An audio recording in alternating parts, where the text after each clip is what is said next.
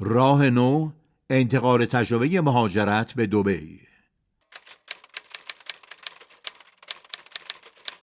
چی شد که امارات رو انتخاب کردیم؟ امارات خیلی مدارس خوبی داره برای ایژوکیشن، قابل قبول توی دانشگاه‌های دنیا. مسئله بعدیش سیفتی اینجاست. جایی رو توی دنیا پیدا نمی‌کنی که به آرامش اینجا باشه. اصلا همه چی اینجا یه چارچوب خاصی داره. ما بهش دقت نمی‌کنیم. یعنی شما یه پروسه‌ای رو ادامه میدی، اصلا نمیدونی که این پروسه شاید توی ایران کار میکنه ولی اینجا جوابگو نیست. نمیدونه که چه حق و حقوقی داره. خیلی مهمه که قوانین کاری اینجا رو بدونن. سلام دوستای عزیز، با یه قسمت دیگه از پادکست راه جدید در خدمتتونیم. مارال کاظمی با کلی تجربه دریانوردی بیشتر از 40 تا کشور رو گشته، 10 سال سابقه کارشناسی حقوق داره توی امارات و کلی تجربه خوب داره از اتفاقاتی که برای جامعه ایرانی توی امارات ممکنه رخ بده. خیلی سرراست میخوام بحث رو باهاش شروع کنم. از سال 76 اولین دفعه‌ای که مارال رفتی روی کشتی و استارت دریانوردیت خورد. از اونجا بگو بچه‌ای که بردید روی کشتی و کلی اتفاقای جالب دیگه. سلام عرض می‌کنم خدمت شما و همه دوستان. بله دقیقاً سال 76 بود که برای اولین بار وارد کشتی شدم با همسرم، به خاطر اینکه ایشون دریانورد بودن و ما بعد از ازدواج جوین شدیم به کشتی و تقریباً 2 دور و نیم فکر می‌کنم دور کره زمین چرخیدیم تا رسیدیم توی امارات. و اینکه خب چالش‌های خیلی زیادی داشته و وارد هر کدومش اگر بخوام بشم شاید ساعت‌ها طول بکشه براتون بخوام توضیح بدم، ولی میتونم بگم که دریانوردا یه چیز جالبی که داره از این زندگی دریانوردی این که ما چیزهایی میبینیم که هیچ وقت افرادی که روی خشکی‌ان ندیدن. اینکه هر روز صبح بلند میشی و فکر میکنی که اصولا همه فکر میکنن که همیشه آبه، همش تو آب داری میبینی، ولی نمیدونن که دریا هر روزش همیشه داره خوش میگذره. آره نه هر روزش یه شکله. هرچند که ما با کروز که نبودیم که برامون خوش بگذره، قطعا چالش‌های خودشو داشته، دریای خراب داشته، شب با لایف جکت خوابیدن و ممکن بوده که فردا صبحش بلند نشدن داشته، هزاران داستان داشته و خب وقتی که بچه میاد توی داستان قضیه خیلی فرق میکنه و روژین جزو چیزایی بوده که همیشه من نگرانش بودم وقتی که توی کشتی بودیم و احساس میکردم که خب انتخاب من و سروش بوده که روی کشتی باشیم، ولی روژین انتخابی نکرده و واسهش سخته. بعدن میگه چرا منو مثلا یه همچین زندگی داشتم، ولی فکر میکنم الان اون تجربه به دردمون میخوره. توی تمام چالشایی که روی زمین و توی خشکی داریم تجربه میکنیم به نظر من به دردمون خورده. روژین الان ناراحته؟ نه بچگیشون شکلی بوده؟ نه واقعا اینجوری نیست، به خاطر اینکه اولا که خیلی تجربه است. حتی مثلا واسه خود من اون موقع فکر می‌کردم که خیلی زندگی سختیه، ولی الان مخصوصا توی دبی دیدی با نشنالیتی‌های متفاوتی کار داریم.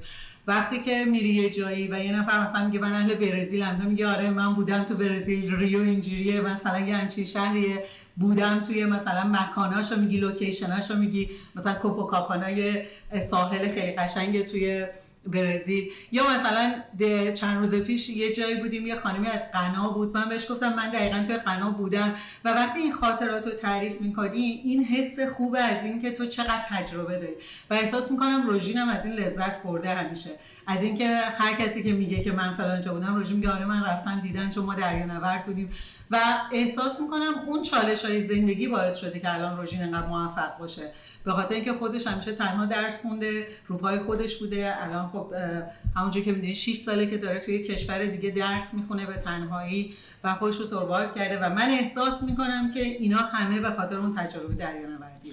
آره من یه چیزی بگم، بچه‌های نیوی پشت سر ما رژه میرن، ما میتونستیم ویو برج خلیفه هم داشته باشیم ولی خودمون انتخاب کردیم که طبیعی تر باشه. خب میخوام از اتفاقایی که توی اون کشتی آهنی براتون افتاد یکم به بچه‌هامون بگی، به مخاطبمون بگی. اینی که شبا با لایف جکت خوابیدن چه شکلیه، اینی که حس میکنی صبح واقعا ممکنه از خواب بیدار نشی و خودت یه دفعه من گفتی اینا هم همش دروغه، یعنی اگه اتفاقی قرار باشه برای کشتی بیفته دیگه هیچ راه نجاتی وجود نداره. دقیقاً اینا همه امیداییه که میدن، مثل اینکه اگر هواپیما کرش کرد شما ماسکو بزن، اول ماسکو واسه خودت بزن بعد ماسکو واسه بچه‌ها بزن، یا یه همچین داستانایی. دو تا کشتی اگر قرار باشه که به هم دیگه بخورن، حداقل فکر می‌کنم نیم ساعت طول می‌کشه تا اینا به هم دیگه برسن و بخورن، یعنی مثل این میمونه که فیلمو یواش کردی.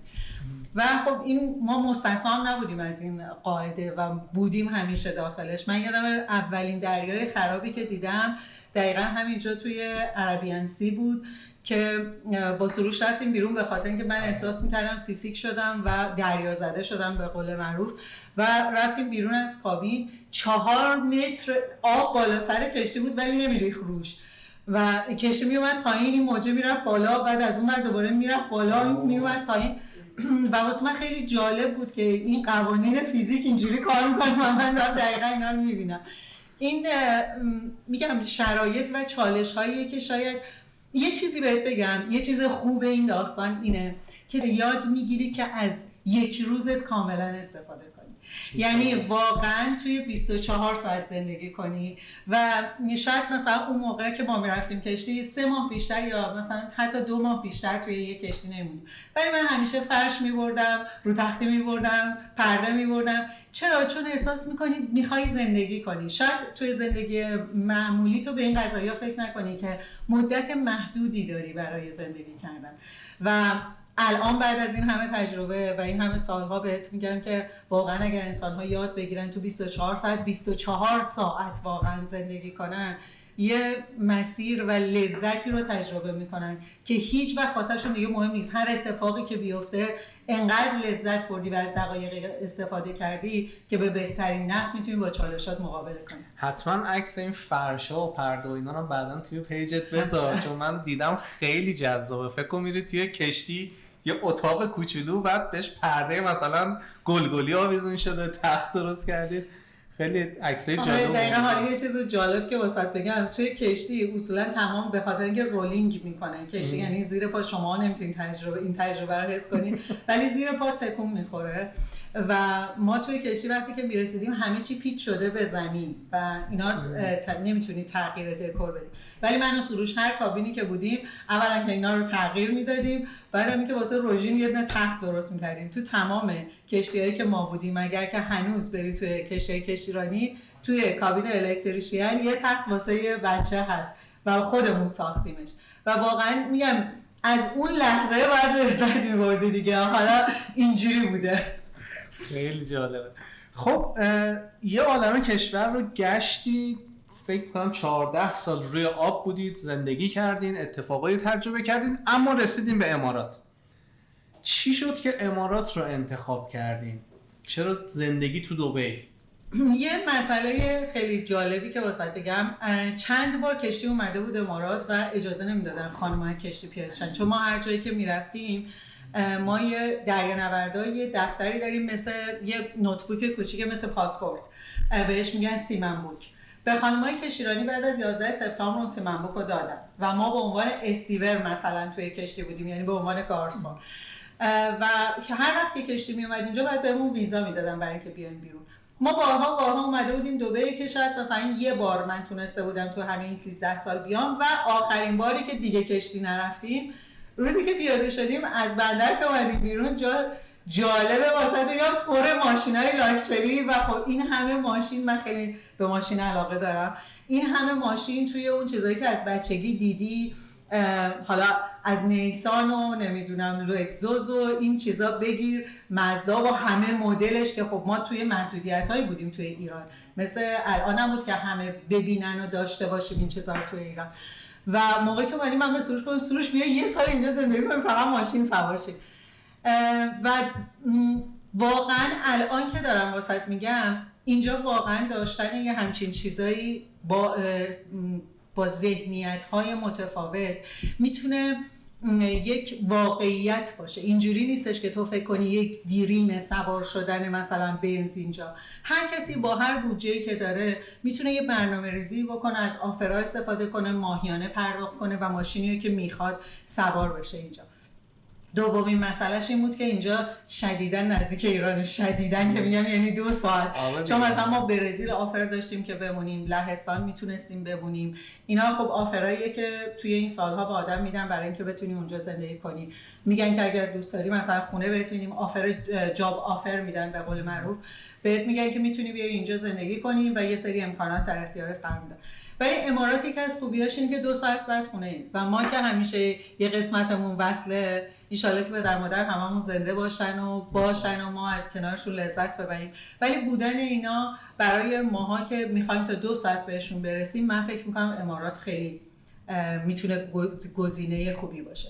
سومین مسئلهش روژین بود. حقیقتش روژین چون خیلی بچه درس خونی بود و من دوست داشتم که روژین حتما به مدارج بالا برسه. خب امارات خیلی مدارس خوبی داره برای ایژوکیشن که قابل قبول توی دانشگاه‌های دنیا و روژین اینجا چون خیلی خوب درس میخون توی یکی از سخت‌ترین مدارس اینجا به نام شویفت درس خوند. بعدم از همینجا رفت چارلز یونیورسیتی که دقیقاً پذیرفتنش و الان دیگه امسال تقریبا آخر این ماه دیگه گریجویت میشه و دیگه خانم دکتر دندون پزشک داریم. و مسئله بعدیش سیفتی اینجاست. واقعا از این جایی رو توی دنیا پیدا نمی‌کنی که به آرامش اینجا باشه. یکی از چیزایی که همیشه توی دریا میگفتن، چون که ما از همه جا دوریم، میگفتن no news is good news، به خاطر اینکه تو هیچ وقت خبر نداری که چه اتفاقی میفته و وقتی میرسیدی بعد بود، چون همه اون اخباری که تو 6 ماه نبودی یه جا بهت. خب پس یعنی معتقدی زندگی کردن توی دبی یه آرامش خاصی برای خانواده ها داره و احتمالاً از اون جوی که ما توی ایران داریم که همیشه بمبارون اخبار منفی میشیم و اینا به دوره. قطعاً همینجوره. واقعاً تو ببین لزوماً ما چقدر درگیر مسائل و اخبار هستند افرادی که توی ایرانن الان و ما چقدر میتونیم کاری بکنیم. واقعا ما افراد به قول معروف افراد جامعه کاری نمیتونیم بکنیم مگر اتحاد که خب هیچ وقت برقرار نمیشه و این اتفاقه یه استرسی رو باعث میشه که تو مسائل روزمره میبینی. الان دیدی ما گاه به گاه میریم و وارد ایران میشیم، مثلا یه میبینی 1 سال نمیای، بعد از 1 سال وارد میشی و الان جدیدا هر دفعه میری انگار که حال مردم بدتره. علتش اینه که همه درگیر یه سری اخبار منفی هن و تمام مدت واقعا کاری نمیتونیم بکنیم ولی تمام مدت وقتی میبینیم قیمت این تغییر کرد، قیمت اون تغییر کرد. اینجا روزی که من اومدم شاید بهت بگم که پارکینگ مثلا 1 درهم بوده، بعد از مثلا 7 سال 8 سال شد 1.5 درهم 2 درهم، همچنان همونه. یعنی خیلی اتفاق شاید مثلا توی فلس اتفاق میفته، به خاطر همین خیلی مشهود نیست، تو نگران نیستی واسه اینکه داری پول بیشتری میدی. یه سری مسائل اینجا خب قیمتاش با ایران قابل مقایسه نیست، مثل ایژوکیشن. واقعا اینجا ایژوکیشن گرونه، آموزش گرونه، ولی آموزشی بهت میدن که کوالیتی داره و تو توی کل دنیا واسط قابل قبوله و اوکیه. به همین خاطر من احساس میکنم که ورای همه چی اینجا وقتی که توی لیمیت های متفاوت چکش بکنن، امارات میتونه جزو یکی از بهترین گزینه ها باشه برای ماها. چرا؟ چون 2 ساعت بعد تهرانیم. حالا هزینه رو که گفتی، آموزش آره گرونه، ولی هزینه روتین زندگی خیلی چیز عجیب غریبی نیست. مثلا مواد غذایی که واقعا گرونتر از ایران نیست، چون اینجا انقدر تنوع زیاده که حالا قدرت انتخاب داری. دقیقاً. ببین اینجا به نظر من هر کسی با هر کوالیتی میتونه زندگی کنه. یعنی یه نفر آدم میتونه با ماهی 3000 درهم زندگی کنه، میتونه با ماهی 10,000 درهم زندگی کنه، میتونه با ماهی 50,000 درهم زندگی کنه. چرا؟ چون سوپرمارکت ها که دیدی اینجا لول بندی دارن. یعنی تو کیفیت هم خیلی فرقی نمیکنه ها. جالب اینه که بدونی که کیفیت فرق نمیکنه. یعنی تو توت فرنگی که از ویوا میگیری با توت فرنگی که مثلا از اسپینس میگیری ممکنه یه مقدار بازم اون بهت انتخاب میده اسپینس. آره امریکاییش مثلا سایزش بزرگتره و حالا مثلا قرمزتر، ولی داستان اینه که واقعا فرقی نمیکنه و تو میتونی انتخاب کنی که تو چه کوالیتی زندگی کنی. به همین خاطر من احساس میکنم واسه همه اقشار جامعه اینجا دسترسی به داشتن تمام امکانات امکان پذیره. هر امکاناتی که بخوام میتونن داشته باشن. میخوام یکم وارد قسمت اتفاقات بیزینسی بشم. حالا از جنبه تجربه حقوقی که تو داری اونم این که ایرانی‌ها وقتی یک بیزینسی رو اینجا شروع میکنن خب چه اتفاقی براشون میفته؟ معمولا چالشایی که دارن توی قراردادایی که می‌بندن، یکی از بچه‌های خودمون که حالا حتما باهاش پادکست ضبط میکنم، بنده خدا یه تجربه‌ای داره، پروژه اینجا گرفته بود، کلا سودش 15,000 درهم شده بود اون پروژه، ولی بعد 100,000 درهم جریمه داده بود به دولت. خب این نکات رو میتونی یکم بگی که ایرانی‌ها معمولا با چه چیزایی درگیرن؟ ببین علتش اینه که ما ایرانی‌ها توی چارچوب نمی‌گنجیم و یکی از مسائلی که واسه ما وجود داره، شاید ماها توی خیلی از کارا پروفشنال باشیم ولی چارچوب‌ها رو رعایت نمی‌کنیم. یکی از چارچوب‌هایی که توی دنیا خیلی مطرحه، یعنی تمام ملیت‌ها اینو دارن، ایمیل زدنه. وقتی شما قراره که یک پروژه رو بگیرین، از روز اولی که وارد این پروسه میشین شما ایمیل میزنین، میگین که من میخوام این پروسه رو مثلا انجام بدم با این مبلغ. اون شرکت بهت میگه برو ایمیل بزن. چرا اینو میگه؟ به خاطر اینکه اینا همه رکورد میشه که شما چی میگی، اون چه جوابی میده و همینجوری این پروسه میره تا منجر به گرفتن یک پروژه بشه. و اینکه قوانین رو نمیدونیم، متاسفانه قوانین اینجا عوض میشه و کسایی که میان اینجا خیلی از چیزها رو نمیخونن.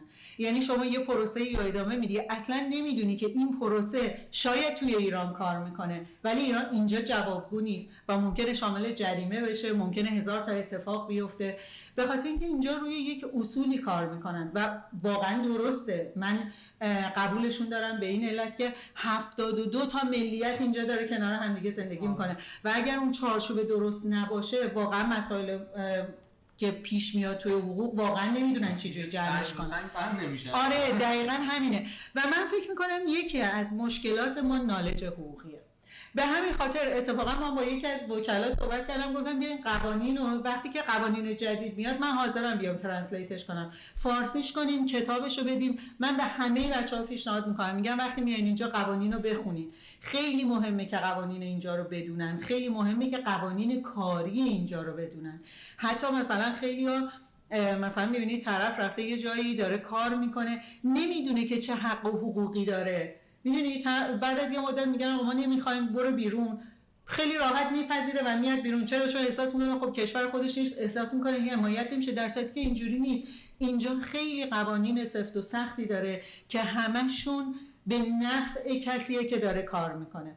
پس بنابراین اگر که این قوانین رو بدونن، یعنی به نفع کارمند، منظور به نفع کارمنده، هم به نفع کارمنده هم به نفع کارفرما، به شرط اینکه هر کدوم از اینا درست کار کنن. میدونی یعنی اگر توی اون چارچوب درست کار کنن هر دو نفع و سودشون رو دارن. و من احساس میکنم که من خودم حتما سعی میکنم که یه کاری بکنم و این قوانین رو بگم. حالا با هم دیگه میتونیم مثلا یه سری برنامه‌ها بذاریم که این قوانین رو بگیم، قوانین جدیدی که وضع میشه رو بگیم واسه دوستان که بدونن. و به نظر من اگر کسی میخواد اینجا به مشکل نخوره بهترین چیز دونستن قوانینه.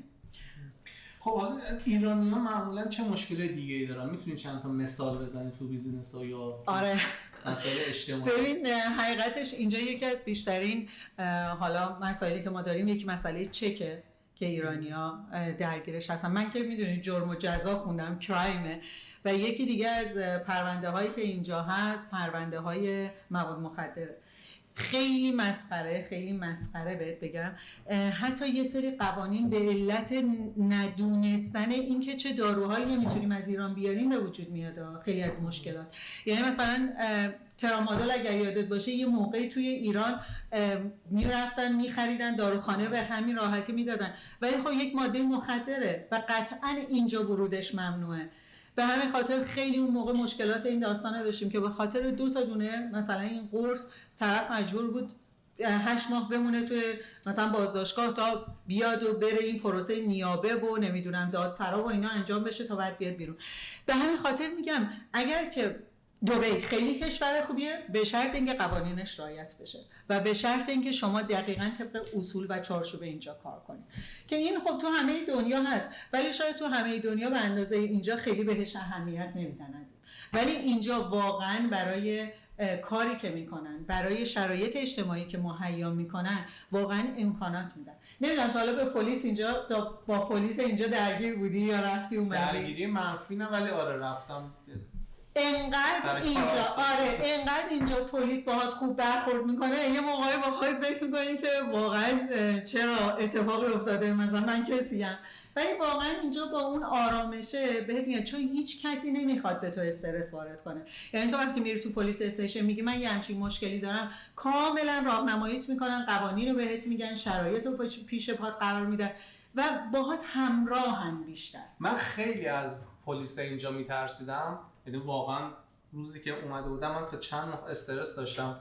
یه دفعه سرکارم با پلیس افتاد، می‌خواستیم بریم یک جنسی رو که تو بار نذاشته بودم به رو برگشته و فرودگاه و رفت بود اداره پلیس و این داستانا.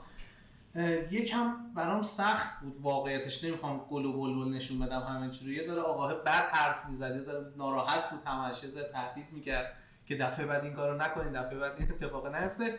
ولی توی یک مورد اجتماعی دیگه واقعا شوکه شدم. یعنی من دیدم 2 نفر با هم دیگه مشکل داشتن، احتمالاً ایرانی هم بودن و پلیس اومد انقدر کمک کرد که اون قضیه حل بشه که میتونست یکی از ایرانی هایی که یه سر قضیه بود رو بیچاره کنه. یعنی من مطمئنم که میتونست بیچارهش کنه، ولی واقعا چشمشو بست و گفت من اگه این رو موردش رو مثلا بخوام دقیقاً چیز میشه خیلی خوشگل. ببین میدونی داستان چیه؟ داستان اینه که نمیگم خوب برخورد میکنن یا اوکی ام باهات، نه من اصلا یه همچین دیدگاهی رو نمیخوام.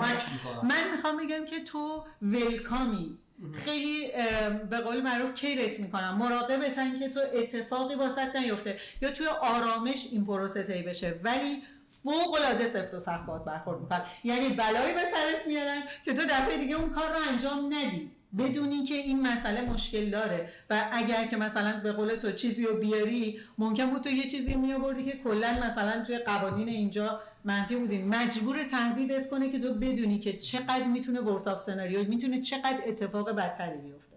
این مسئله هست، این قضیه است.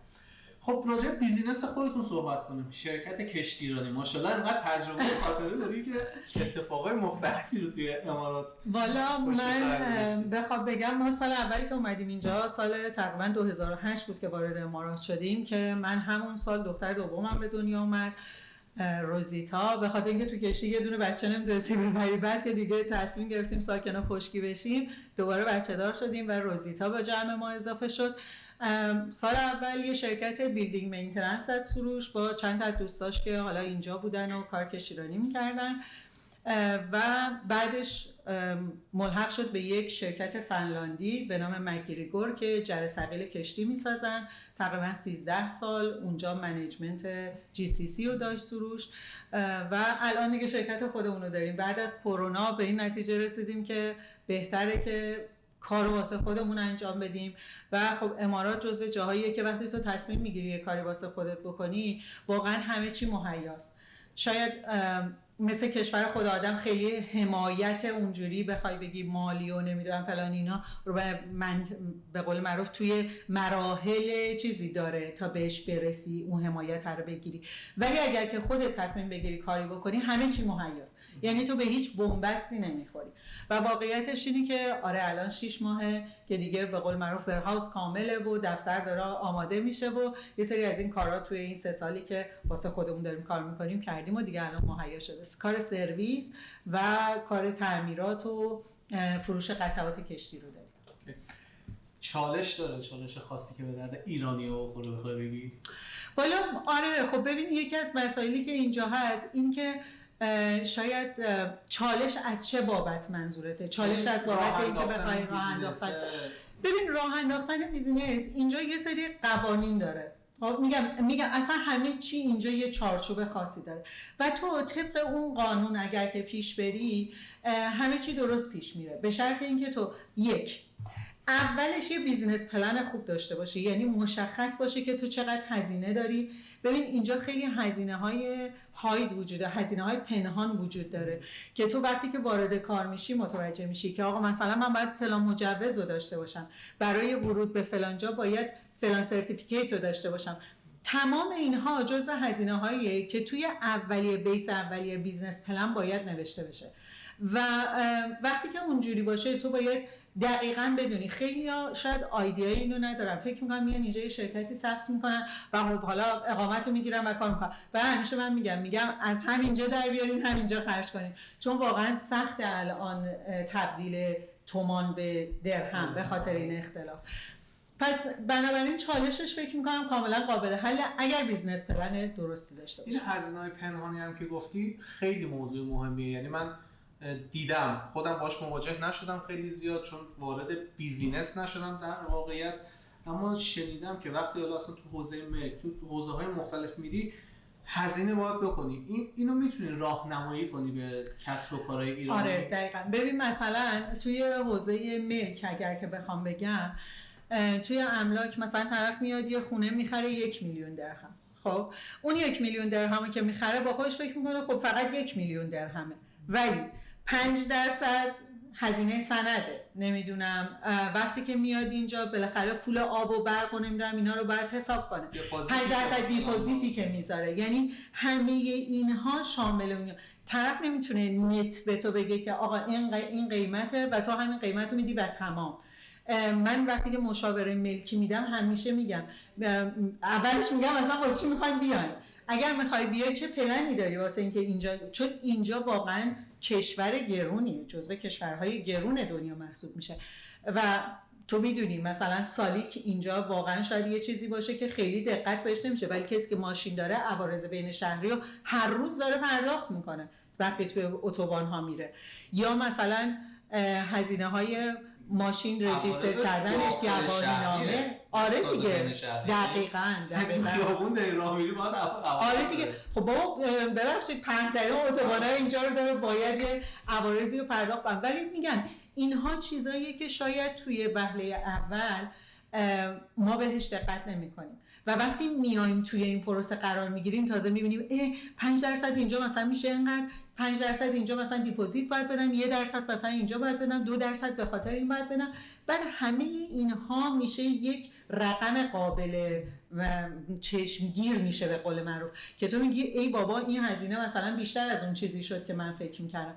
به همین خاطر من همیشه توصیه میکنم بنویسین دقیقاً که چه هزینه هایی داریم و بعد طبق اون هزینه ها پیش بریم. و این هزینه هم هزینه هاییه که تا اونجایی که من میدونم اگرم پرداخت نتونیم بکنیم خیلی چالش براتون ایجاد میکنه، یعنی فرصت هایی رو از شما سلب میکنن، چالش قانونی براتون درسته. یعنی اینجوری نیست که خب حالا این تیکشو نمیخوام بدم، نه نمیشه. یعنی تو ببین حتی مثلا واسه گرفتن اقامت، واسه نمیدونم کارت، واسه اینکه هر سال بخوای اینو تمدیدش کنی و همه اینها نیاز به یک مبلغی داره که باید اون اولش واقعا فکر بشه.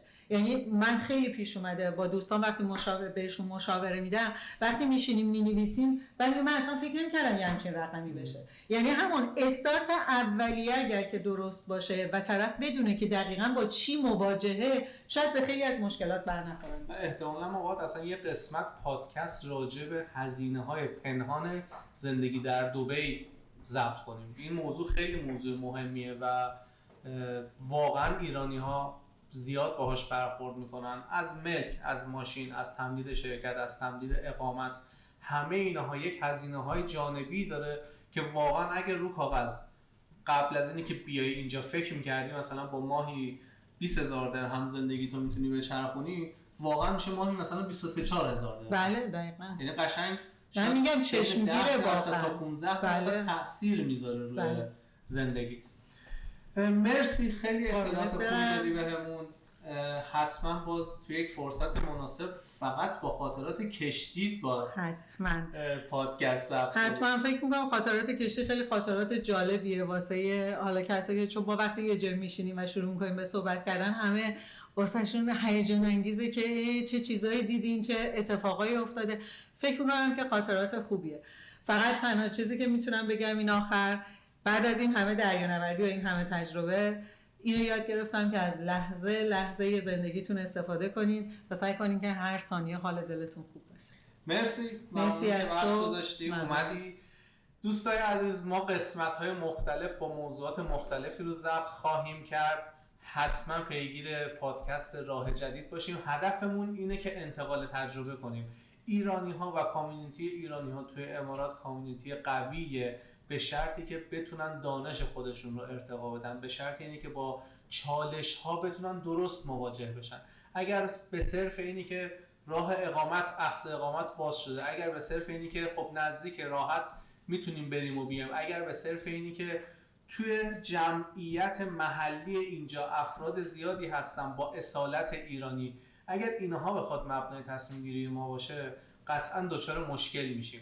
اما اگر فکر کنیم، اصولی حساب کتاب کنیم، برنامه داشته باشیم، بیایم توی این مارکت تلاش کنیم، بیزینسمون رو توسعه بدیم، زندگیمون رو توسعه بدیم، به نظر من شدنیه. من هدفم اینه که فقط توی این مسیر انتقال تجربه کنیم از آدم‌هایی که سابقه دارن، چندین سال اینجان، سعی و خطا کردن، هزینه دادن، خیلی بلا سرشون اومده، خسارت دادن، چرا دیگه نفرات بعدی دوباره این خسارت رو بدن؟ و مرسی از کمپانی نیووی که اسپانسر این سری پادکست هاست تا بتونیم کامیونیتی ایران رو قوی تر از همیشه کنیم. ممنون، خدا نگهدارت. راه نو، انتقال تجربه مهاجرت به دبی.